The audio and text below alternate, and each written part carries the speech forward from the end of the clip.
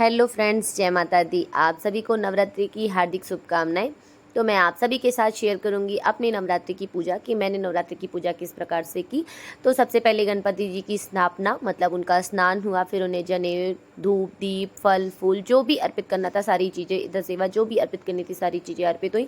फिर उसके बाद भगवान जी के विग्रह की, मतलब शिव परिवार जी के विग्रह की, फिर उसके बाद हमारे लड्डू बाबू की सेवा, फिर उसके बाद माता के चरण और माता की एक प्रतिमा की, मतलब जो हमारे पास विग्रह है उनका स्नान ध्यान। तो ये सभी लोगों का स्नान मैंने पंचामृत स्नान आज कराया है। तो बारी बारी से मैंने सबके एक एक करके स्टेप बाय स्टेप सबके स्नान कराए। और माता की एक चरण है तो मिट्टी के, बट फिर भी मैंने धुले थे, मतलब पंचामृत से स्नान करा के धुल के। और माता का एक छोटा सा विग्रह है, बहुत यूनिक तो नहीं है, मतलब इसे शुद्ध पीतल तो नहीं कहेंगे, बट हाँ उसी का कुछ वैरायटी है तो मेरे पास है, तो मैं उसी की पूजा करती हूँ। मुझे गिफ्ट में मिला था, तब से मैं इसकी पूजा कर रही हूँ। और माता ने जब तक चाहा तब तक मैं इन्हीं की पूजा करती रहूँगी। और एक बड़ी सी प्रतिमा भी है, उसकी भी जो है स्थापना वगैरह हो चुकी है। फिर उसके बाद घट स्थापना, मतलब कलश स्थापना जो करते हैं, तो इस तरह से एक खपर, मतलब बड़ा सा पात्र मैं रखती हूँ जिसमें मैं बोती हूँ जौ। तो इस तरह से मिट्टी में, देखिए मिट्टी बहुत ही हल्की सी गीली है, बहुत ज़्यादा गीली नहीं करनी है, और बीच में थोड़ा सा गड्ढा कर लेंगे क्योंकि उसमें बीच में कलश रखना है। तो इस तरह से रखें कि वो 9 दिनों तक बिल्कुल अच्छे से टिका रहे और बिल्कुल हिले ना, इस बात का विशेष ध्यान रखें।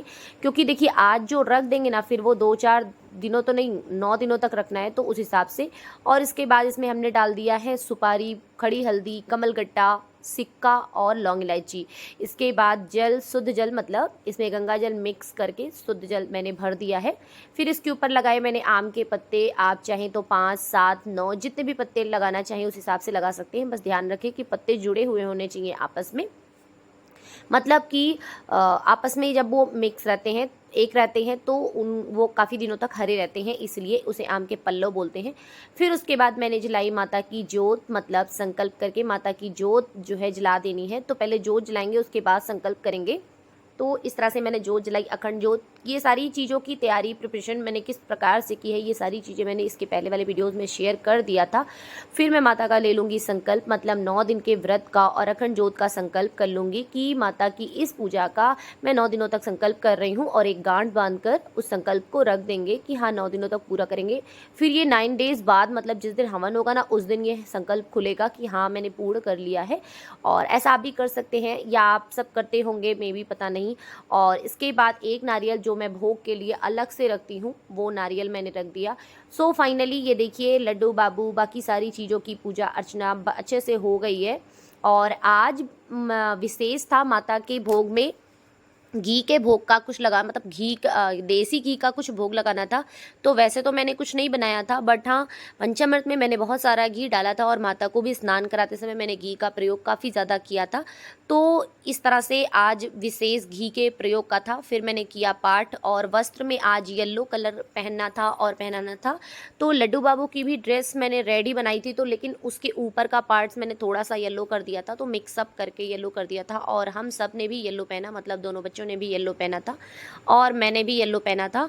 सो फाइनली पूजा और जो भी पाठ मुझे करना था, वो सारी चीज़ें मैंने करने के बाद एक बहुत ही छोटा सा हवन, जैसा कि मैंने बताया ना, मैं थोड़ा सा आहुति पर डे करती हूँ, मतलब 9 दिनों तक आहुति डालती हूँ। तो इस बार ये पात्र मैं ले आई थी, तो इस बार मैं ये पात्र में ही स्टार्ट कर दी हूँ, मतलब अच्छे से हो जाता है। और बच्चों ने भी बहुत ही मन से, बहुत ही खुशी से जो है पाठ की हवन किया। हवन मतलब आहुति कहेंगे, एक भोग माता को होता है, जैसे जो धूप दीप होता है ना, वो विशेष होता है माता के भोग में, या किसी भी भगवान जी के भोग में जो आहुति होती है वो एक विशेष होती है। तो इस आहुति के बाद हम लोगों ने की आरती। आरती वगैरह बहुत ही लंबी हो जाती है, बट छोटी छोटी शॉर्ट में मैंने शूट किया था, नहीं तो लंबा अगर शूट करने लगते तो फिर बहुत लंबा हो जाता। सो फाइनली ये मंदिर वगैरह की प्रिपरेशन मैंने रात में कर ली थी, और बाकी सारी पूजा मैंने दिन में की। और दिन में बहुत ज़्यादा हैट्रिक डे हो गया था, मतलब बहुत थकावट वाला दिन हो गया था, क्योंकि बहुत सारे काम, इतने काम हो गए थे ना कि मतलब पूछिए मत। पूरे घर की क्लीनिंग वगैरह, फिर खाना पीना, पूजा पाठ, साफ़ सफाई, मतलब बहुत सारे काम, फिर बच्चों को भी देखना, मतलब कहने का मतलब आप सब समझ सकती हैं। जितनी गृहिणियाँ होंगी ना, वो इन सारी चीज़ों को समझ सकती हैं कि कितनी प्रॉब्लम होती है सारी चीज़ों को अच्छे से सुव्यवस्थित तरीके से जो है कर पाना। तो फिर भी बट अच्छा लगता है जब जो है सारी चीज़ें बहुत ही अच्छे से हो जाती हैं।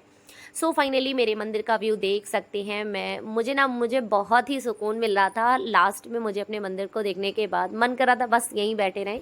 और ये देखिए भोग में लगा है जो है पंचमेवा का भोग, पंचामृत का भोग और उसके बाद फल का भोग और जो महाप्रसाद का भोग लगता है वो।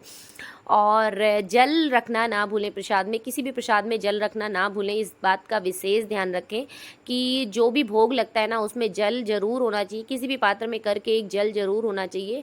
और ये देखिए माता रानी हमारी यहाँ बैठी हैं। इधर जो है गणपति जी की स्थापना और शिव परिवार की स्थापना, बाकी सारी चीज़ों की स्थापना, मंदिर की बाकी कंप्लीट आप सभी देख सकते हैं।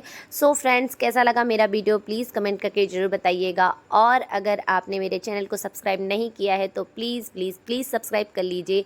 और हाँ, बेल आइकन दबाना ना भूलिए ताकि वीडियोज़ की नोटिफिकेशन आप सभी को मिलती रहे। सो फ्रेंड्स, कैसा लगा वीडियो कमेंट करके ज़रूर बताइएगा। Thank you for watching.